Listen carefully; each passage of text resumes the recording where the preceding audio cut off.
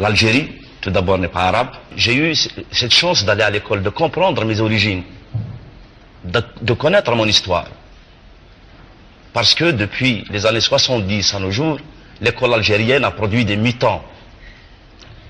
Moi, j'ai eu cette chance d'être né au milieu de la guerre d'Algérie, donc accessible à la langue française, que je parle à peu près, du moins.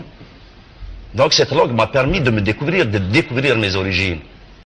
Parce qu'il faut bien voir que ceux qui vont prendre le pouvoir fin 62, début 63, ce ne sont pas les combattants de l'intérieur, ce sont les combattants de l'extérieur, qui étaient en Tunisie et au Maroc, tranquillement, qui n'ont pas affronté les troupes françaises, alors que les combattants de l'intérieur, eux, ont été liquidés par les opérations jumelles, pierres précieuses, etc. Donc ceux qui vont prendre le pouvoir, ce sont les politiques de l'extérieur, qui appartiennent tous au courant arabo-musulman. Or, les combattants de l'intérieur étaient essentiellement des berbères, des kabyles, des chaouis, etc. Notamment les deux wilayas les plus actives, la 2 des Aurès et la 3 de Kabylie. C'était les berbères. Et donc, ce sont les combattants de l'extérieur, j'allais dire les planqués qui étaient en Tunisie et au Maroc, qui vont prendre le pouvoir. Et sachant très bien que leur pays n'existe pas, sachant très bien que leur pays est profondément divisé, vont créer une idéologie arabo-musulmane avec l'affirmation Algérie, pays arabo-musulman. La berbérité n'existe pas, ou alors si elle existe, c'est d'une manière secondaire. Certains, le ministre de la culture algérien va même dire les berbères, création des pères blancs. Voilà, donc, retirant aux Berbères leur identité. La colonisation a divisé pour régner. Tout à fait. La colonisation a créé le fait berbère pour régner. Alors que finalement, le fait berbère, c'est lui qui a combattu la colonisation. Oui. Parce que le seul moment de difficulté, ça a été à l'époque de Mokhami, qui était une révolte typiquement berbère. La conquête se termine pendant le Second Empire en Kabylie, et ensuite il y a la révolte de Mokrani en 71. Tout à fait. Qui commence en 70 d'ailleurs. Elle commence en 70. Et ceci est fondamental. Donc dès le départ, une fausse histoire a été écrite. Une histoire arabo-musulmane. Et dans cette histoire-là, tout ce qui se rattache à la berbérité est vu comme un complot contre l'arabe, un complot contre l'islam. Quelle est la théorie de ces nationalistes arabo-musulmans algériens? C'est de dire que, certes, il y a des berbères, mais ils ont disparu au point de vue culturel, au point de vue politique, puisque à partir du moment où ils se sont convertis à l'islam, ils sont entrés dans l'ère de l'arabité. Donc la berbérité n'existe plus. Et quiconque parle de berbérité nourrit un complot contre l'unité, contre l'État algérien. Donc, cette ambivalence, alors que l'Algérie est un pays très majoritairement berbère. Alors, je montre dans mon livre, et je pose la question, à mon chapitre 2, comment des berbères chrétiens sont-ils devenus des arabes musulmans? Bon, je résume un peu la question. Parce que le grand problème, c'est le suivant. Les Arabes, ethniquement, représentent une goutte d'eau dans l'océan berbère. Alors les dernières études génétiques qui ont été faites l'an dernier montrent, par exemple en Tunisie, la Tunisie qui est, soi-disant, le pays le plus arabe du Maghreb. Le pourcentage ethnique, entre guillemets, racial arabe, 4%. Alors imaginons l'Algérie et imaginons le Maroc. C'est une goutte d'eau dans l'océan berbère. Parce qu'au moment où se fit la conquête au 7e siècle, les Arabes étaient très peu nombreux. Et comme je l'explique dans mon livre, l'essentiel des troupes qui conquirent la Berbérie, le Maghreb, étaient des Berbères. Ce sont des Berbères de Libye. Ça, je l'explique dans mon précédent livre, l'histoire de la Libye. Les tribus Larouata de Cyrénaïque, qui avaient un compte à régler avec les Byzantins, se sont jetés immédiatement dans les bras des musulmans, des arabo-musulmans, et c'est eux qui ont fourni la première troupe de conquête qui va permettre de conquérir l'Ifriqiya et l'actuelle Algérie. L'Ifriqiya, la Tunisie et l'actuelle Algérie.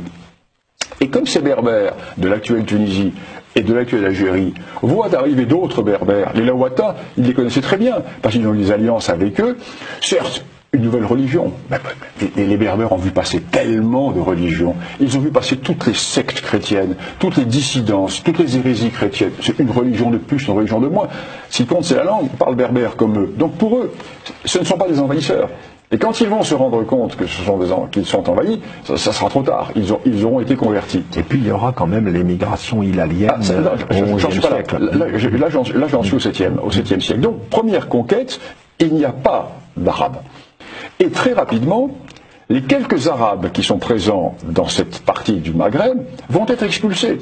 Parce que va éclater la révolte kharidjite quand les Berbères du Maroc, suivis par ceux de l'actuelle Algérie et ceux de l'actuelle Tunisie, vont refuser que le califat oriental leur appliqua la taxe qui est la taxe des dhimmis. Nous nous sommes convertis, nous ne sommes pas des dhimmis.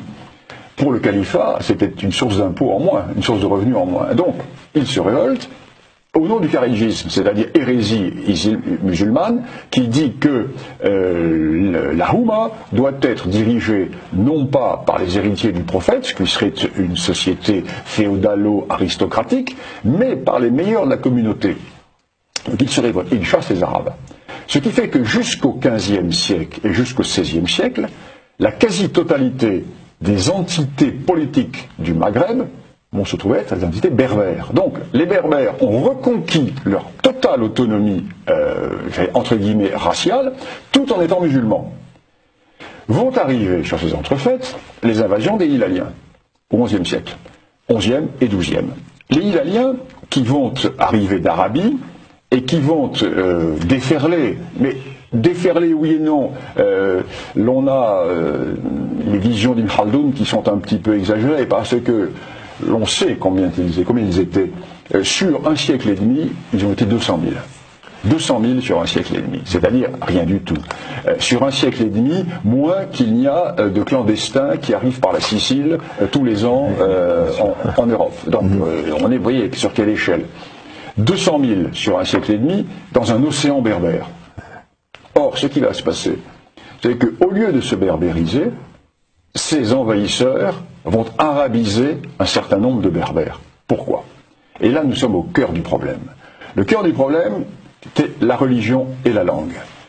Ces envahisseurs vont dire, écoutez, pour véritablement vous rattacher à l'islam d'origine, et pour avoir une chance d'accéder au paradis, il faut que vous rentriez dans les généalogies arabes, puisque nous sommes le peuple qui a donné naissance au dernier envoyé de Dieu, le sceau des prophètes. Mohammed est le sceau des prophètes. Après lui, il n'y aura plus de prophétie.